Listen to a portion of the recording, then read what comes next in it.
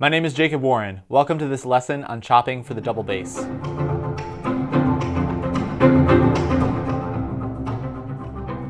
In the last lesson, we talked about building grooves based on meters in 3, such as 3, 4, and 6, 8.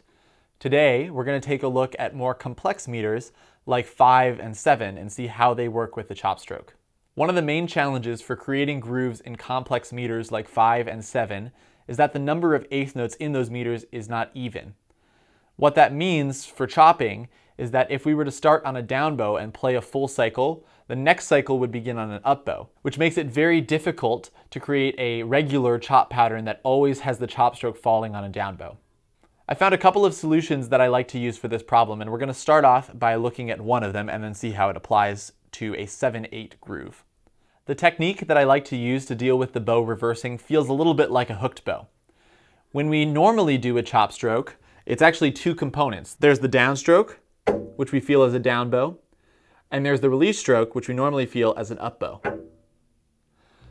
But you can actually do a downstroke for the chop and a downstroke for the release, kind of like a hooked bow. That one looks like this. Chop, and then release as a down bow. So one more time. This means that when you have a meter that has an odd number of eighth notes, you can put two down bows in a row to make sure that the cycle is always going to begin on the same bow. Let's take that and apply it to a basic 7/8 groove. The groove we're going to use below consists of 4 played notes, and then a chop stroke, and then 2 played notes after that for a total of 7. The way the bowing is going to work out is that we'll have down, up, and then a down bow on the chop stroke, a down bow on the release stroke, and then an up bow on the final played. So let's practice that on an E flat chord for right now. Nice and slow, it's going to sound like this. I'll just count us off in 4 and then we'll play in 7. 3, 4.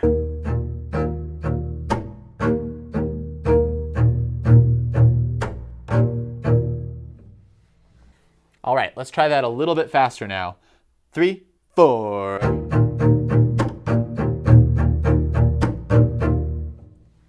So once you get comfortable with it, it doesn't honestly feel that different from what we're used to with the up bow. It just feels a little bit like a hooked bow. So why don't we try applying that now to a chord cycle and make it a little faster. The chord cycle we'll use today is going to be E flat, G minor, A flat, and then F minor. 1 chord per cycle. Here we go. 3, 4.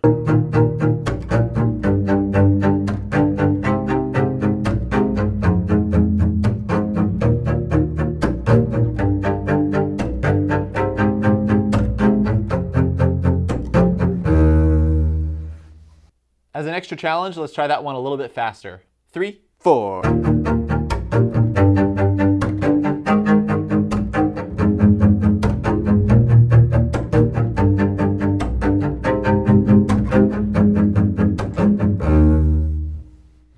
When dealing with any meter that has an odd number of eighth notes in it, this hooked bow release trick after the chop stroke can be very helpful in making sure that you have a cycle that always starts on the same type of bow, a down bow or an up bow.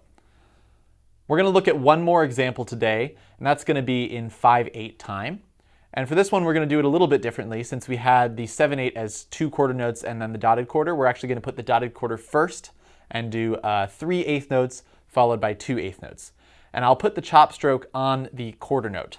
So the groove is as you see below.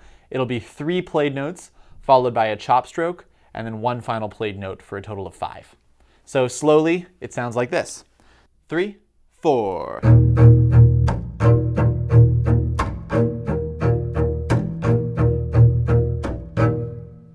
You'll notice that similar to the jig groove in 6/8 time, since my chop stroke is going to be on the 4th eighth note of the bar, I'll actually need to start this pattern on an up bow to ensure that my chop stroke falls on a down bow. All right, so let's try that a little bit faster now. And with our chord progression from before, I'll count it off. 3, 4.